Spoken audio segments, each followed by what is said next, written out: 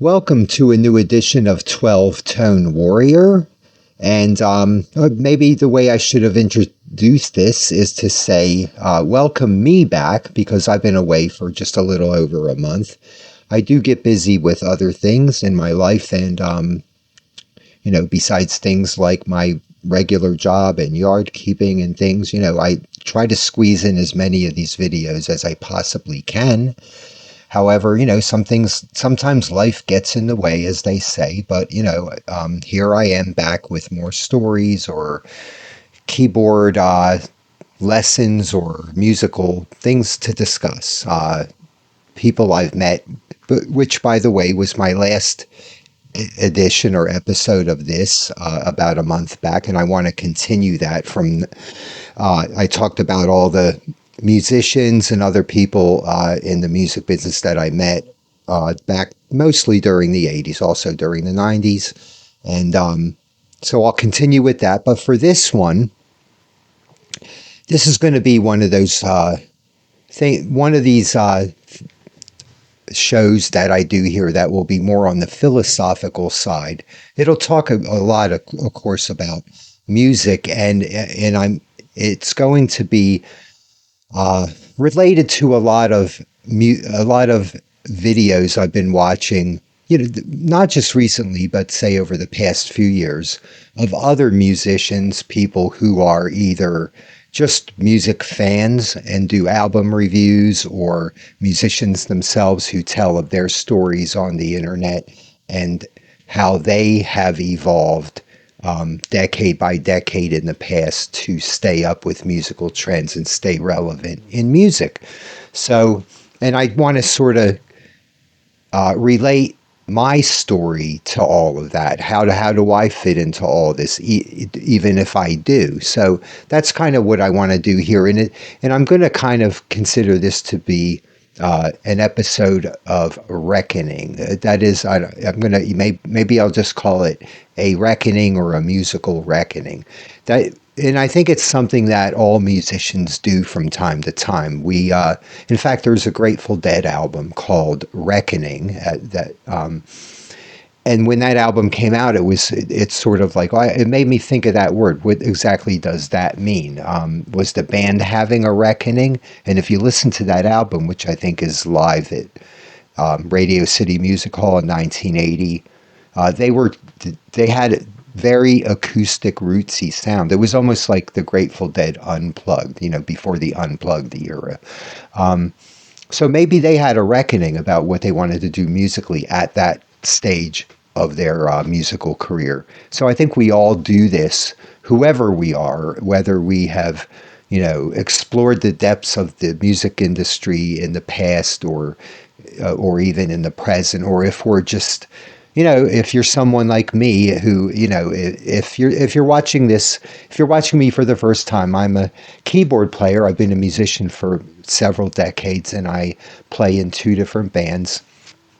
But I've never gone like beyond the stage of, like, say, I think, local cover bands, but also original bands that stretch out a little more, but are still localized. That's about the extent of where I've got. So anything related to music business is anything related to what might be called the proper music business has more to do with, say, the relationships we have between sound people at festivals, or when we're, I remember, if we do a recording, like when the country band I'm in put a CD out a few years ago, we gathered songs or, our originals as well as some covers, and got permission for what to use or what we can't use, etc. All that is my extent of exposure to the actual music industry, other than meeting these musicians, which I'm, told in my last episode and will do in my next one. All right, so reckoning on what is that? What am I talking about exactly? Well, I've been inspired to do this by watching other musicians do their YouTube videos and basically tell their stories. Excuse me, lady. Let me get a drink. I want to try to do this uninterrupted without cuts if I can. So if I need a drink, I'll just get one. Take an occasional sip of my Coke there to wet my whistle. Okay, so we all start somewhere. And I think if you have ever met a lot of people in the music industry, you'd be able to. I think I talked about this before. I'll be brief about it.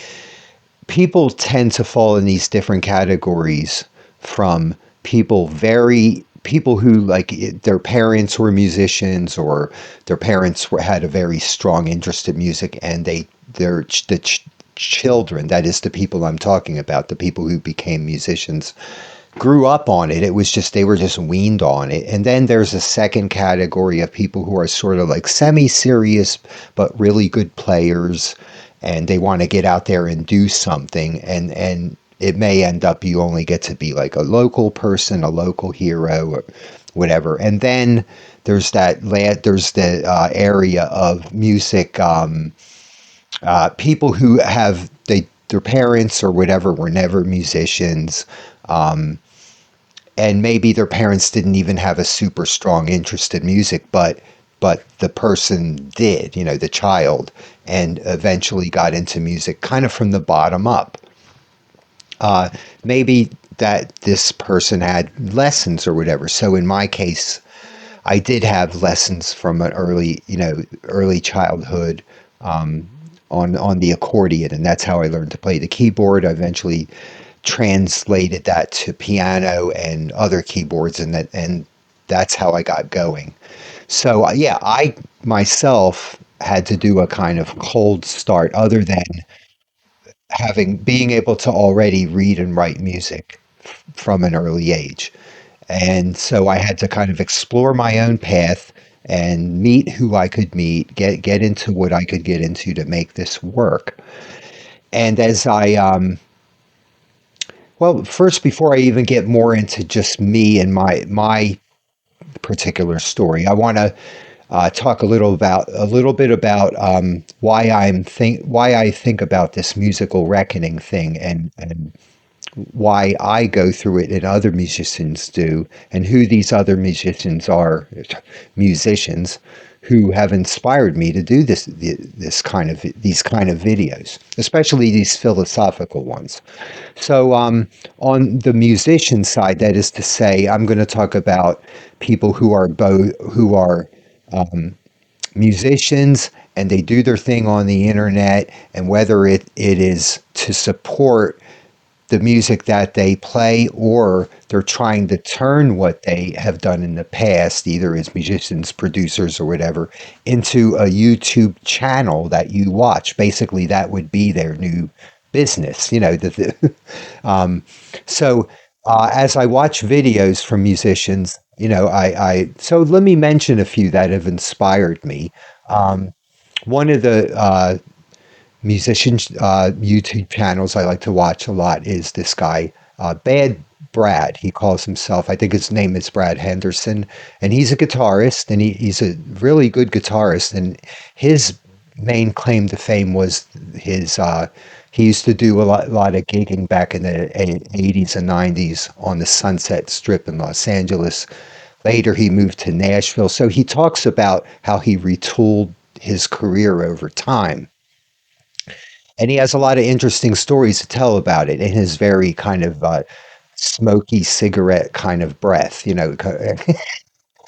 which is pretty cool. I mean, that to me, he's the spitting image of that kind of a guitarist. The kind of a guitarist I think is fun, that is fun to play with. Someone who is a natural at it, and just has a really good tone, really good sound, and knows what he's doing. So that would be that's one channel I like to watch, because he is telling his story of what he went through in the music business, and then telling of the changes he had to do to stay relevant in music, just to continue to make a living in music, and how all that evolved into kind of almost what he's doing now is sort of like running a YouTube channel, getting YouTube views, possibly as a way to make a living that would override or substitute for all of that past stuff. It's hard for me to know or tell that's what's going on, really, because at this stage, things seem to be in this kind of flux where we're between. Be, for me, I'm going to continue to do music. I know Brad, will too, but it seems to be a mixture of whatever music activity we can muster up in our area, like gigs and stuff, and maybe doing some of this YouTube stuff. That might be the future, you know. So I get that kind of those kind of ideas from him. There's other channels I like to watch. There is a British guitarist, female guitarist named Mary Spender, and she has interesting things to tell about her tales as, you know, starting a career as she's kind of like uh, I don't know, blues, a little bit of blues R&B inflected, but also with that sort of rough edge uh, guitar style. And she's interesting. I like her stuff a lot. And again, if you watch these YouTube channels, if you watch her YouTube channel and her videos, she is she has an interesting way of telling her story of where am I going, or where how do I do this in the modern age where the old record industry way of doing things isn't a thing anymore, and people have just find creative ways to get themselves out there on their own, whether it's just by touring, as like she did recently, putting out an album on CD and vinyl and the whole rest of it, or just combining that with the entertainment she creates by doing YouTube videos. So I find all of that fascinating. There's another guy, I think, over across the pond. He's a drummer that creates YouTube videos named Andy Edwards, and I think from about like 25 or so years ago, he was the drummer for Robert Plant in his band that was called the Priory of Brian. So this guy, um, this bloke, right? So hey, I just want to say, we Americans, we don't use words like that. We don't say bloke, we just say guy or fellow. Um, we don't call a cigarette a fag. That means something else. Let's not get into that. That's not something we want to discuss here. And and we don't say bloody this and bloody that. So we don't, you know, I'm an American. I don't talk like that. So I won't bloody say things like that.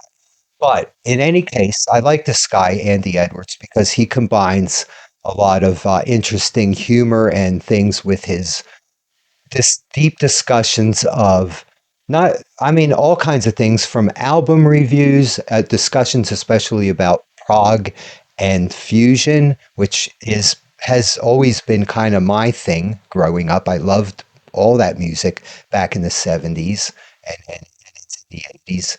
And so he combines this with storytelling, humor, and all these things that makes for an interesting watch on YouTube, you know. And you know, sometimes I think about what I do. So for Andy, for instance, he has probably gotten up there a bit more in the music industry side of things than someone like me, who is just a local keyboard player for a couple different bands. So what I do to have always done, I never really, as let me see if I can word this right. As Andy tells his story, right? He was able to grow up in an environment where he was able to, however he did it, say at some age, I'm doing this, I'm going full time for music.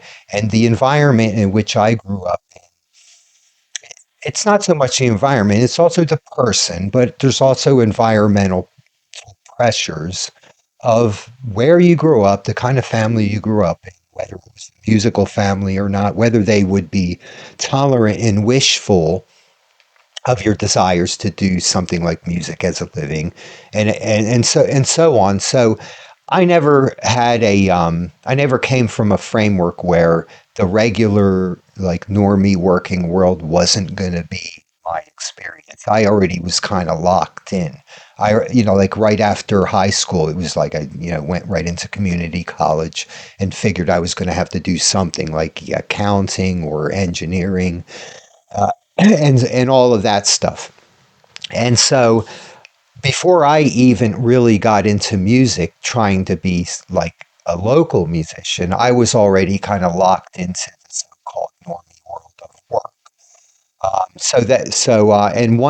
And where I went is something like from starting as blue collar, doing like as a teenager, doing washing dishes at a for a banquet hall, to pumping diesel at a gas and diesel station. Then finally, I got into white collar work and did that for a long time. Learned how to do computer programming. Got some IT related work. This is going on, rolling through the decades, and now I find myself, after having my last white collar, like sort of normie white collar job back in 2010, I find myself back to blue collar work. But that happened, it was a slow transition from like 2010 to now. And where I work now is I work for a company that makes products, mostly resins and gel coats out of styrene. But basically, they make polystyrene. It's a polystyrene factory, and I just work there, and I enjoy working at the factory. It's good, healthy blue collar work. I get exercise. I basically just go around moving drums around, pouring liquid styrene and other polystyrene products out of the drums, putting them into other containers, all for shipping. Cool. I like my work. I like what I do to support myself outside of music. And the most important thing, and I wanted to make this known to Andy and other people over there across the pond, is where would British comedy be without our glorious American polystyrene products? I tell you. You're a very silly man, and I'm not going to interview you. I'm sorry, I can't. I wanted to do this without. Well, I wanted to do this without a break. I couldn't do. Yeah, I just can't. But no. All right. In any case, let's get on with this, and no more. No more. I won't be a naughty anymore. No more Raymond luxury yacht jokes. That is, by the way, my favorite Monty Python sketch of all time. Uh, okay. Onward. So. Uh, Okay, someone else I enjoy watching. I went over some musicians. I'm trying to go by what's on my mind without looking at notes. Let me also talk about, kind of shift over to other content creators. Oh, by the way, before I even do that, I should probably acknowledge, and you're all probably saying, well, why haven't you mentioned him yet? Is Yes, I'm a big Rick Beato fan. So, being a musician and watching musician stuff on YouTube, you will run into Rick Beato, and hey, he's a great guy who he does these interviews. He started out basically trying to, just do maybe something like this, and look what it turned him into. So he interviews like all these musicians who were musicians that I grew up listening to and I'm great fans of. He has his Beato book, so he does, if you want to know how to do music more from the ground up than I'm willing to do or will do on this channel, I would go to him. Go to Rick Beato's channel. Check out his Beato book if you want to get into music. Learn all the music theory that he has to teach you, because he'll teach you from the ground up. And when I do stuff on the piano here, I'm sort of expecting that the basics already, and I'm not going to go too heavy on theory. I'm going to be more on playing dynamics and styles. So, Rick Beato, yes, I'm a big Rick Beato fan. So that's sort of on the musicians side of things. On the On the music fans and album reviews side of things, I'm a big fan of people like, well, the the internet's busiest music nerd, Anthony Fantano. So I watch him a lot and have for years, and I like his reviews. He always seems to have a good even keel, all things considered, of these bands kind of response, and he's not overly opinionated on one side or the other, which a good reviewer should be. He's almost like the Robert Christgau of our times.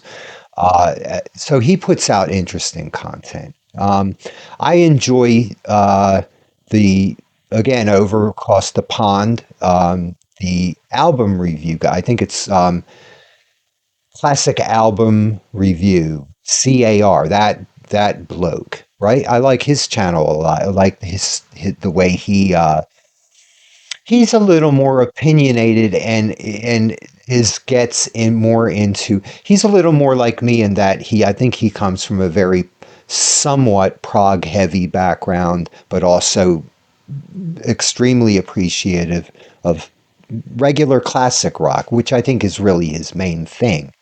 But he is also, being British, and those being British bands, those prog bands, he's very knowledgeable of them as well. I think he does a great job.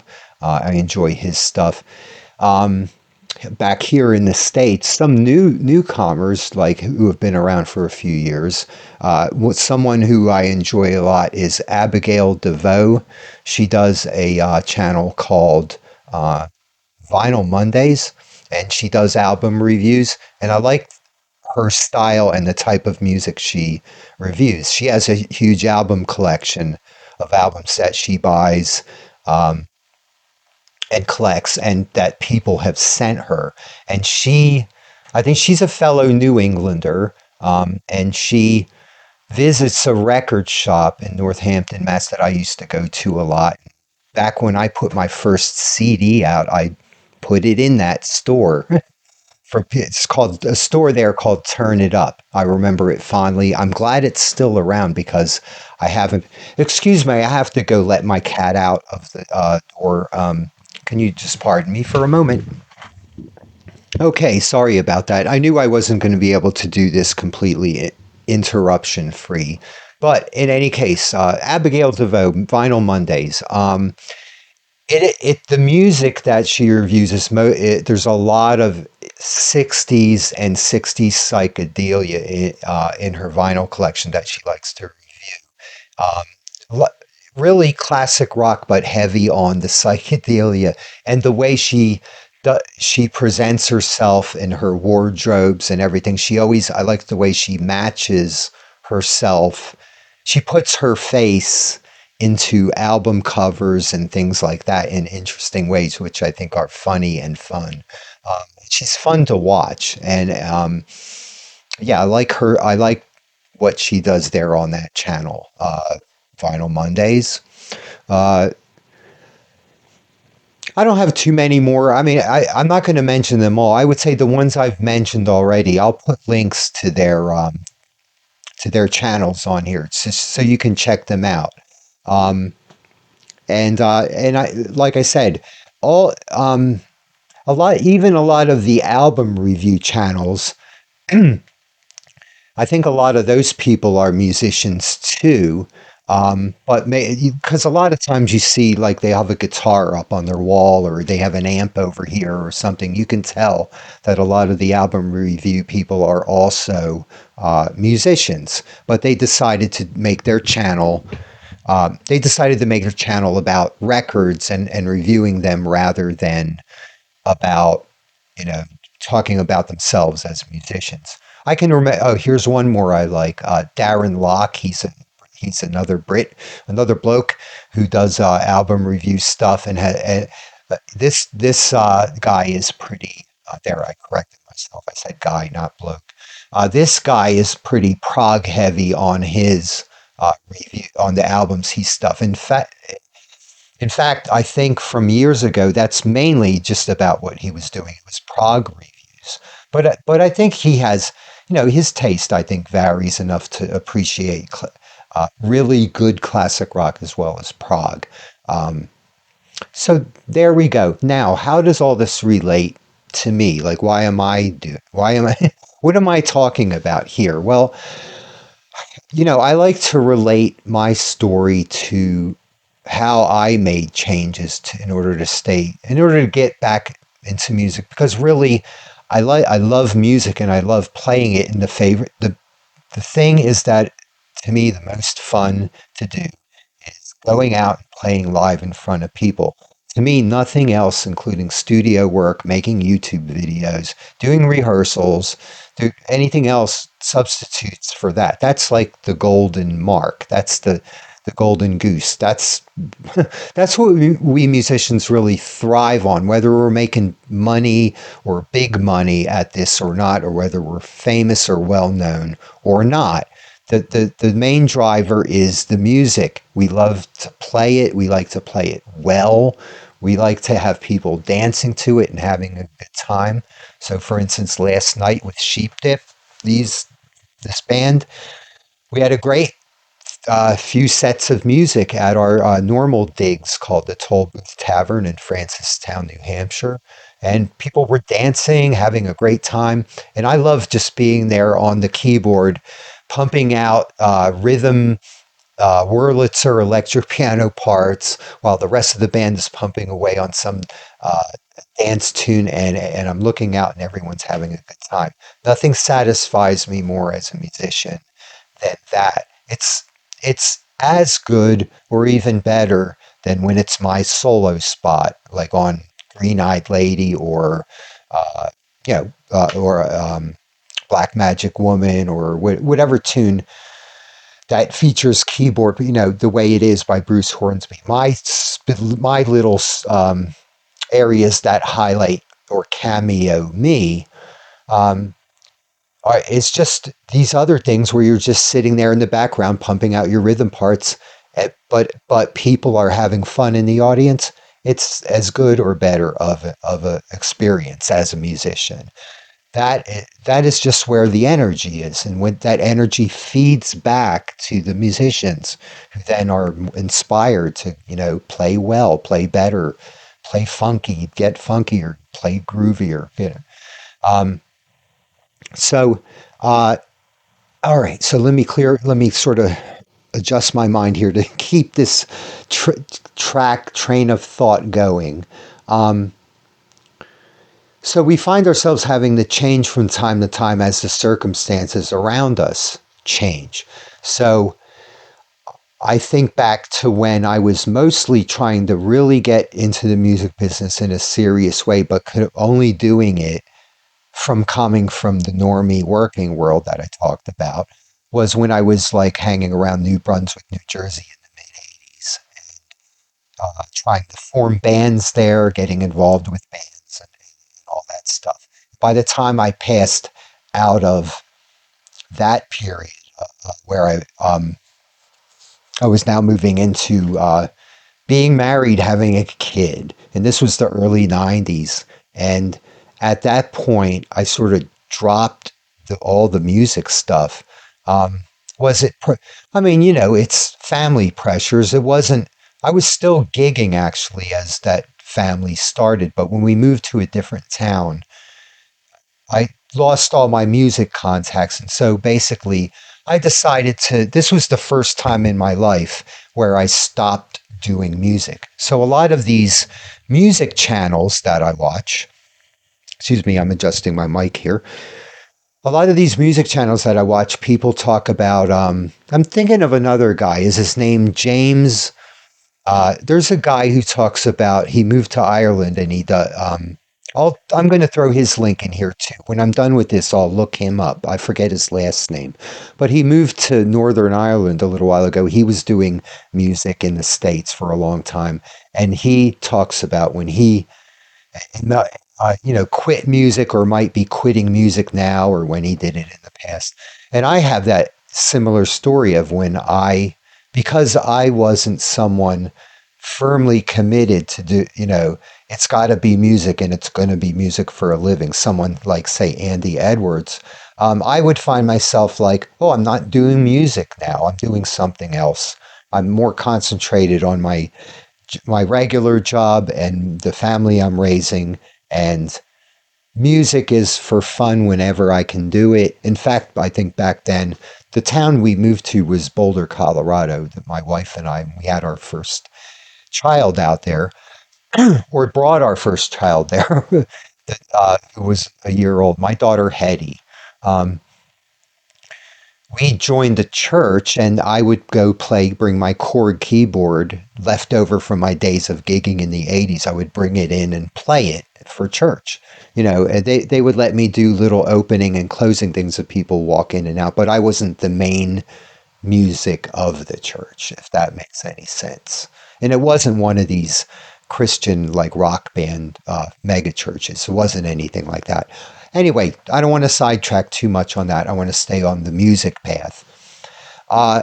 So I am in this first stage of having quit music, and and then when my first marriage came to an end, I got back into music in the 90s, back on the East Coast, and finding myself in my mid 30s, early to mid 30s, and I thought, you know what, maybe I could give this one more go and be really serious about getting into music proper, like the music industry.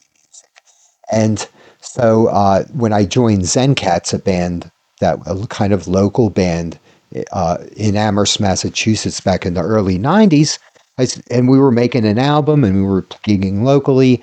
That was sort of where my head was still at.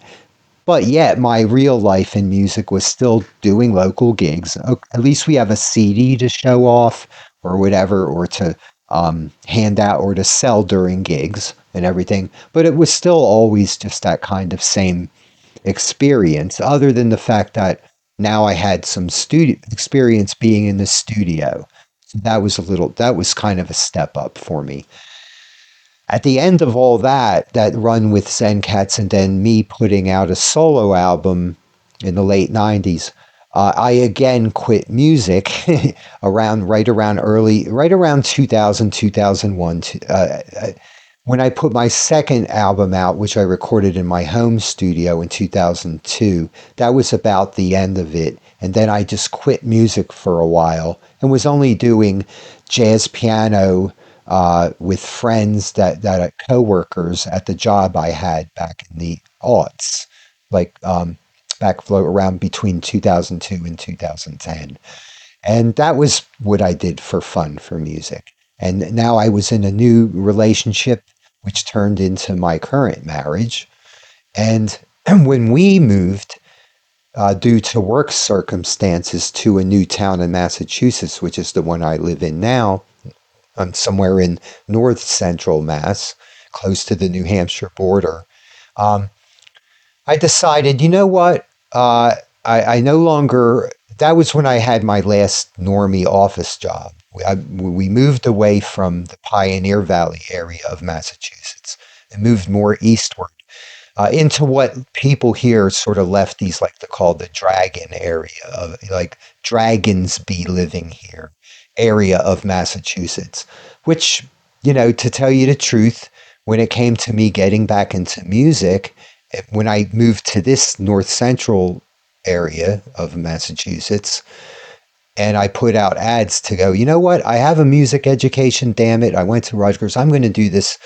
I'm going to do whatever I can do at this point. I'm 53 years old. Let's do it. I'm putting in ads, and all of a sudden I get calls. The country band wants me. A local rock covers band wants me. And all of a sudden my whole life just got upended. I'm back into music, and in a bigger way than ever before, because I'm making more money at it than ever before. I'm busier doing gigs than ever before. And this is all just within the last 12 years.